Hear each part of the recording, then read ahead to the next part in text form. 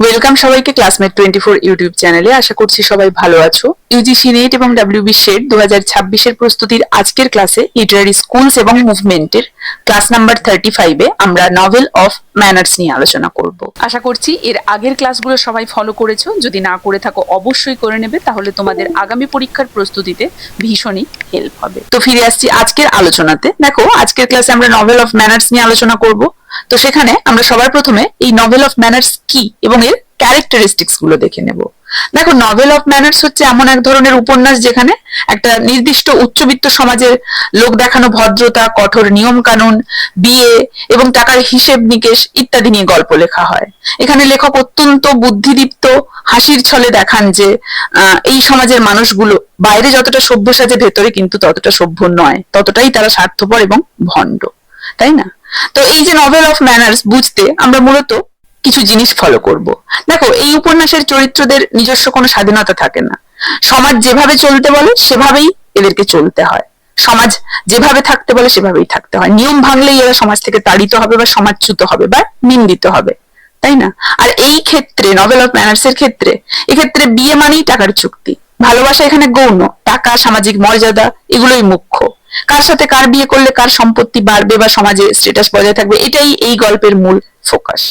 আর এই গল্পের চরিত্ররা সামনাসামনি খুবই মিষ্টি আর মার্জিত ভাবে কথা বলে, কিন্তু আড়ালে একে অপরের চরম ক্ষতি বা সমালোচনা করে। তো লেখক এক্ষেত্রে এই উপন্যাসগুলোতে সরাসরি সমাজের নিন্দা করেন না, তিনি এমন ভাবে রসাত্মক এবং একটা ব্যঙ্গাত্মক উপায়ে গল্পটা লেখেন যেখানে রিডার্সরা সমাজের সেই ভণ্ডামিটা দেখে কিন্তু হাসতে পারে। বোঝা গেছে? তাহলে এই নভেল অফ ম্যানার্স কি আমরা জানলাম, এবং এর বৈশিষ্ট্য হিসেবে আমরা জানলাম যে দ্য সোশ্যাল ট্র্যাপ, মানে এখানে চরিত্রদের আচার ব্যবহার সমাজের একটা নির্দিষ্ট এবং একটা প্রমিত আদর্শ আচরণের মানদণ্ডে কঠোরভাবে বিচার করা হয়। সমাজের এই নিয়ম বা প্রথাগুলো মেনে চলাটা বা না চলাটা, এই দুটোর উপরে ভিত্তি করেই কিন্তু এই যে কাহিনী, এই কাহিনীর মূল দ্বন্দ্বটা তৈরি হয়। এবং বিষয়বস্তু মূলত আর্থিক লেনদেন বা চুক্তি হিসেবে সেই বিবাহ, সামাজিক মর্যাদার পরিবর্তন, পুরুষতান্ত্রিক নিয়মে বন্দী উচ্চবিত্ত অলস শ্রেণীর মধ্যে সেই জেন্ডার রোলস, আর পারিবারিক এবং অভ্যন্তরীণ সম্পর্কের জটিলতা। এবং সমাজের এই কঠোর নিয়ম কানুন বা ভণ্ডামিকে সূক্ষ্মভাবে উপহাস বা সমালোচনা করার জন্য লেখকরা এই উপন্যাসগুলোতে স্যাটায়ার, উইট এবং আয়রনির উপরে গভীরভাবে নির্ভর করেন। এবং এই ধারার বিখ্যাত লেখকের মধ্যে আমরা কিন্তু জেন অস্টিনকে পাবো, ফ্যানি বার্নে, এডিথ ওয়ার্টন, হেনরি জেমসকে পাবো। জেন অস্টিনের সেই যে প্রাইড এন্ড প্রেজুডিস বিখ্যাত উপন্যাস নভেল অফ ম্যানার্স এর সেরা উদাহরণ। কারণ এই উপন্যাসের মূল লক্ষ্য কি ছিল? এখানে মেয়েদের কোন ধনী পাত্রের সাথে বিয়ে দেওয়াই এখানে লক্ষ্য হয়ে উঠেছিল।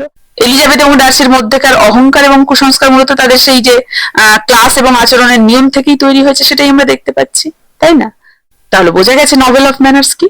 এরপর আমরা দেখব যে এই নভেল অফ ম্যানার্স এর হিস্টোরিক্যাল কনটেক্সটটা কি এবং ডেভেলপমেন্ট নিয়ে আলোচনা করব।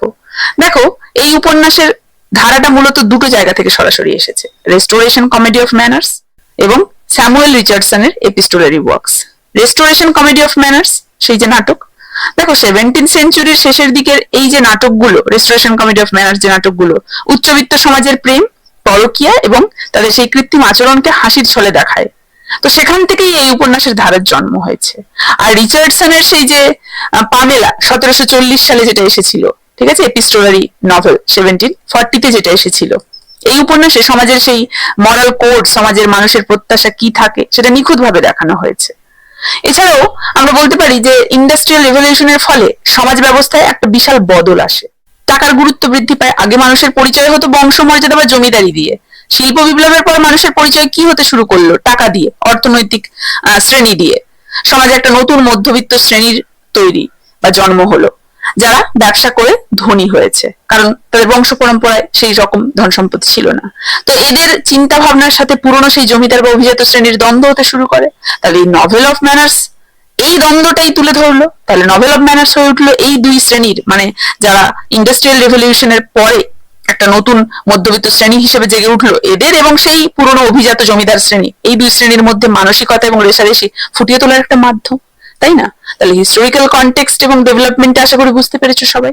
উৎস বললে আমরা তাহলে বলবো রেস্টোরেশন কমেডি অফ ম্যানার্স থেকে অনুপ্রাণিত, স্যামুয়েল রিচার্ডসনের পামেলা থেকে অনুপ্রাণিত, শিল্প বিপ্লব যেটা সমাজকে জমিদারি প্রথা থেকে অর্থনৈতিক শ্রেণীতে বদলে দিয়েছিল সেটাও এর জন্য দায়ী, সেটাও এর কারণ, তাই না? তো এখানে আমরা নভেল অফ ম্যানার্স এর মেজর রাইটার এবং এসেনশিয়াল ওয়ার্ক গুলো নিয়ে আলোচনা করব। এখানে দেখো আমি অথরদের নাম, তাদের প্রত্যেকের টেক্সট এবং সেই টেক্সট সম্পর্কে ইন ডিটেইল কিছু ডেসক্রিপশন উল্লেখ করেছি। সবার প্রথমে আসছে ফ্যানি বার্নে, তার গুরুত্বপূর্ণ এবং বিখ্যাত ওয়ার্ক ইভলিনা, যেটা এসেছিল 1768-তে। 68 নয়, 78, মানে 78।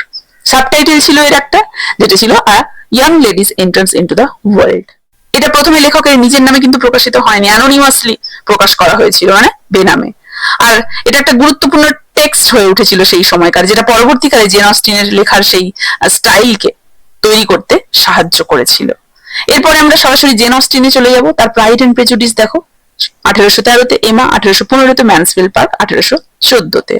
তার উপন্যাসের গল্পগুলো মূলত ইংল্যান্ডের গ্রামীণ জমিদার শ্রেণী বা অভিজাত সমাজকে কেন্দ্র করে লেখা হতো। এবং তার নর্দাঙ্গার অ্যাবি আমরা পেয়েছিলাম। দেখো নর্দাঙ্গার অ্যাবি গদিক ছিল, ভৌতিক উপাদানে একটা ভর্তি প্যারোডি টাইপের, কিন্তু তার ভেতরেও কিন্তু এই নভেল অফ ম্যানারের স্ট্রাকচারটা ছিল, তাই না? এছাড়া আমরা উইলিয়াম ম্যাকপেস থ্যাকারিকে পেয়েছিলাম, তার সেই ভ্যানিটি ফেয়ার বিখ্যাত নভেল, যার সাবটাইটেল কি, a novel without a hero, তাই না? এই উপন্যাসে প্রথাগতভাবে কোনো নায়ক বা নায়িকা ছিল না, সবাই কম বেশি এখানে স্বার্থপর। এটা 19th সেঞ্চুরির শুরুর দিকের ব্রিটিশ উচ্চবিত্ত সমাজের ভণ্ডামি, টাকা এবং ক্ষমতার লোভকে একটা বিশাল ক্যানভাসে তীব্রভাবে কিন্তু ব্যঙ্গ করেছিল। আর এই উপন্যাসের মূল যে নারী চরিত্র, সে কে ছিল? বেকি শার্প, এবং সে যে কোনো উপায়ে সমাজের নিচু স্তর থেকে উঁচু স্তরে উঠতে চায়, এমন একটা চরিত্র ছিল সে, তাই না? এছাড়াও আমরা দেখতে পাবো অ্যান্থনি ট্রোলপকে, তার দ্য ওয়ে উই লিভ নাও, যেটা এসেছিল 1875-এ। এটা লেট ভিক্টোরিয়ান লন্ডনের অর্থনৈতিক দুর্নীতি এবং মানুষের নৈতিক অবক্ষয়ের উপরে একটা স্যাটায়ার। এবং এই উপন্যাসটা তার অ্যান্টি হিরো বা খলনায়ক চরিত্রের জন্য বিখ্যাত, যার নাম কি ছিল? অগাস্টাস মেলমোর। এক বড় আর্থিক প্রতারক ছিল সে, স্পেকুলেটর। এছাড়াও হনার ডে বালজাককে পাই, তার লা কমেডি হিউম্যানি, মানে দ্য হিউম্যান কমেডি, তাই না? এটা কোনো একক উপন্যাস নয়, এটা উপন্যাস এবং ছোট গল্প, বহু উপন্যাস এবং ছোট গল্পের একটা সিরিজ ছিল এটা। ঊনবিংশ শতাব্দীর ফরাসি সমাজের সম্পূর্ণ কমপ্লেক্সিটিটাকে এটা নিখুঁতভাবে কিন্তু তুলে ধরেছিল। এর মধ্যে শহরের জীবন ছিল, আরবান লাইফ, মফসলের জীবন ছিল, প্রভিন্সিয়াল লাইফ এবং সামরিক জীবন, মিলিটারি লাইফ, এই তিনটেকেই কিন্তু দেখানো হয়েছে। আমরা হেনরি জেমসকে দেখতে পাবো, তার the portrait of a lady 1881 সালে এসেছিল। হেনরি জেমসের লেখার মূল বৈশিষ্ট্য কি না? ইন্টারন্যাশনাল থিম, আন্তর্জাতিক থিম। তো তার এই থিমে মূলত সরলমনা আমেরিকান রীতিনীতি এবং ইউরোপের জটিল প্রাচীন সামাজিক প্রথা এবং সংস্কারের মধ্যেকার মনস্তাত্ত্বিক সংঘাত বা লড়াই দেখানো হয়, বোঝা গেছে? এছাড়াও আমরা এডিথ ওয়ার্টনকে দেখতে পাবো। Edith Wharton the age of innocence 1920-তে